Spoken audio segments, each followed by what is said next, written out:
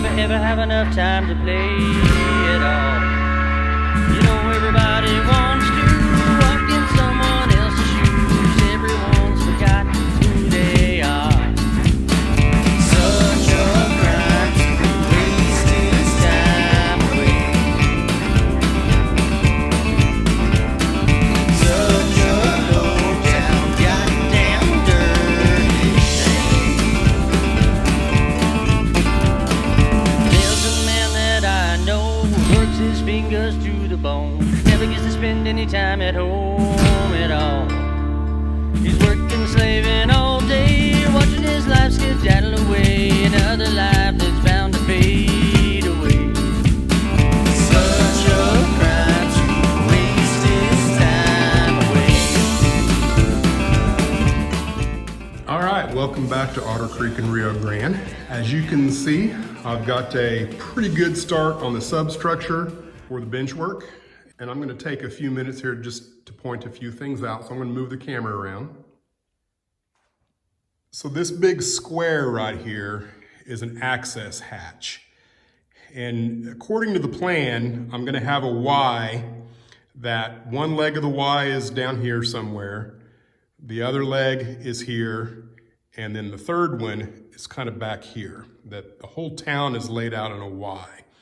So the curved radius is going to come around here like this and then climb this way, back that way.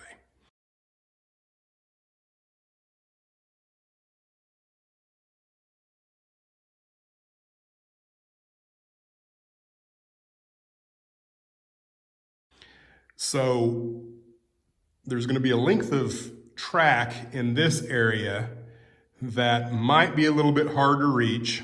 And I don't ever plan on, needing to swap out cars in that area. It just needs to be kept clean. So my thought is kind of like a John Allen deal, where right in here, maybe I have some 1x4s going all the way to the ground, and then they'll go up to wherever the height needs to be. And then this whole thing can go up, hopefully, if I engineer it right, I might be able to go up high enough that I can stand completely underneath it and clean some track in here as needed, and also get to the two tracks that are kind of running on the back side of this right here. So that's where I'm at now on the access hatch. Now I've got a couple of feet, some legs here that I still haven't put in. I think I need one here and one back here. And I haven't put them in yet because I'm envisioning that those legs will go up higher for the next level up above it on both sides. So I'm just kind of letting those hang. But the way I'm doing things, I'm trying to make sure that the legs support everything. And I'm doing it in a way that I'm not dependent upon, like 2 drywall screws supporting a lot of weight. I actually want all the weight on the legs. So let me show you what I'm doing there. So here's what I'm doing. And it's not rocket science by any means. All I'm doing is notching out this 2x3 so that my actual L girder can sit on top of something where I'm not really dependent upon a fastener to hold things up. And I'm also making use of How to Build Model Benchwork, Model Railroad Benchwork by Lynn Westcott. I've got the 2nd edition. And I'm making sure that all of my spans are within the tolerances for what he recommends on the benchwork. And I'm actually staying well within the tolerances. This here, I think you can span 13 feet. I don't have anywhere near that to the other end. And as a matter of fact, I'm going to down here in this corner, I'm gonna put another leg in there just because. I wanna be able to stand on this if I need to. So that's where I'm at right now. And I've got this, which is gonna go right here, level with this across here. So unfortunately, I'm out of 2x3s. So I can't build any more legs at the moment. And I actually need to go mow the lawn too. So I'm gonna put this L girder on and call it a day and get back to this sometime tomorrow. So I thought I'd point out something here real quick while it's fresh on my mind. So I've got two different kinds of plywood here. This plywood is like 14 plies of basically 16-inch wood. And then you've got a very thin veneer on the top that's, you know, pretty. And, you know, that veneer is paper thin and it's really prone to chipping and breaking off. And I wouldn't suggest ever using this for anything that you end up, you know, saturating with water by any means. And, you know, the reason I got this plywood was because there was nothing at my lumber yard that was similar to this, which is 1, 2, 3, 4, 5 pieces of ply at like an 1/8 inch thick. So I'm just kind of seeing how these two things go. At the time, they had like 3 sheets of 3/4 inch plywood that it just looked terrible. I mean, I don't know if it was like CD or whatever it is. I did a little bit of plywood research after that. And, you know, there's all kinds of different plywood, but my lumber yard's only going to have, you know, probably construction stuff that's never meant to be seen, or which is okay. But if it's bowed up and it's got a bunch of holes in it because of the knot holes coming out and stuff, I don't really want that either. So that's why I went with this. And at the time there was like maybe $5 a difference between the two. But I don't think I'll ever purchase this stuff again if I can keep from it.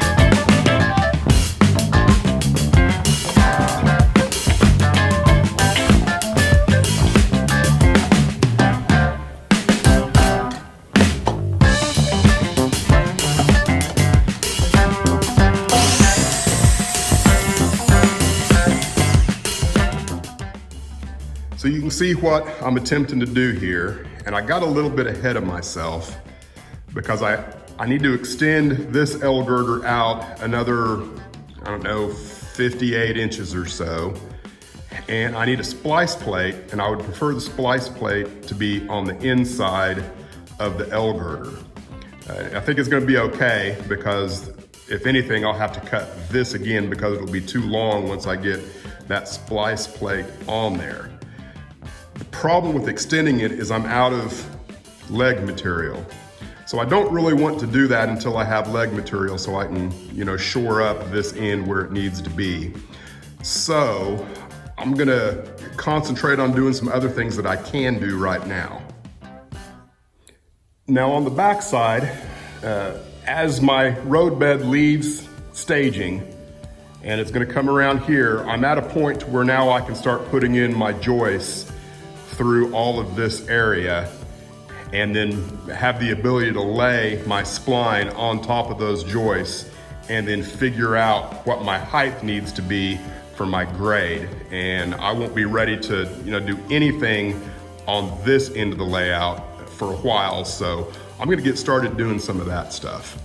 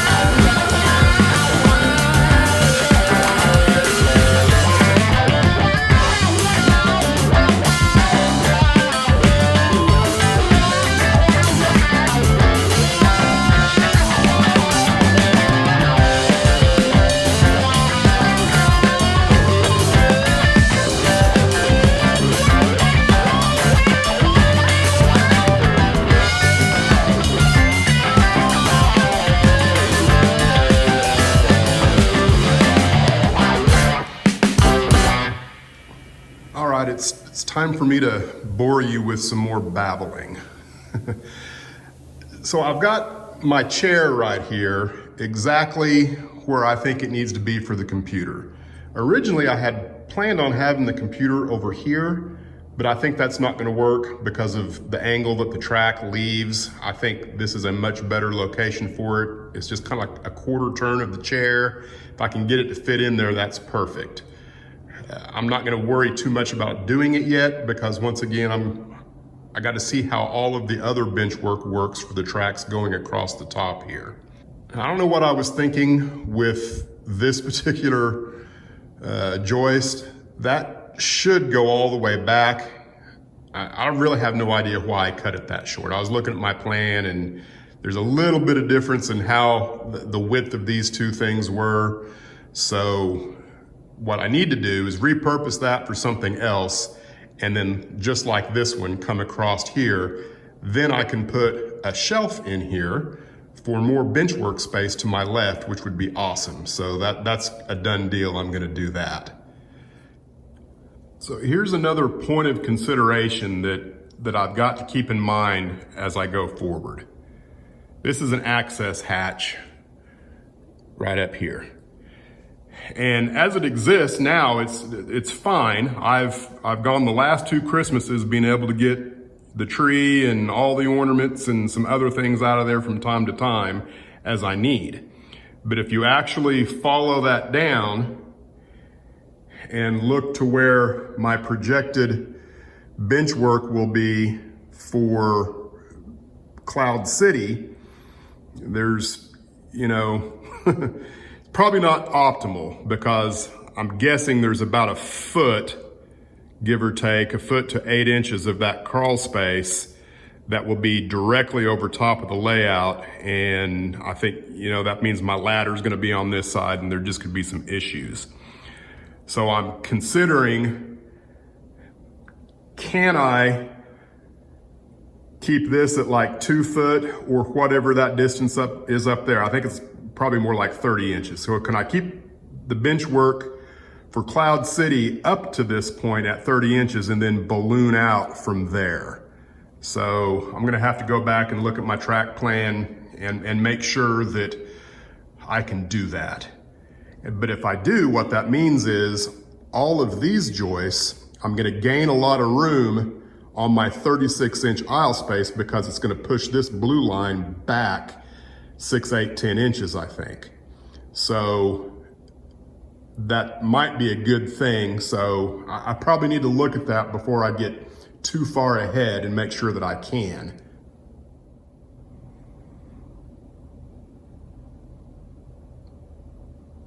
All right, completely ignore all the garbage. But what I'm thinking is right in here, I believe I have room for a Helix. I know, I don't even like saying the word, but if I do put a Helix in this corner, I think it solves a lot of problems. I can have HO staging go this way and narrow gauge staging go that way.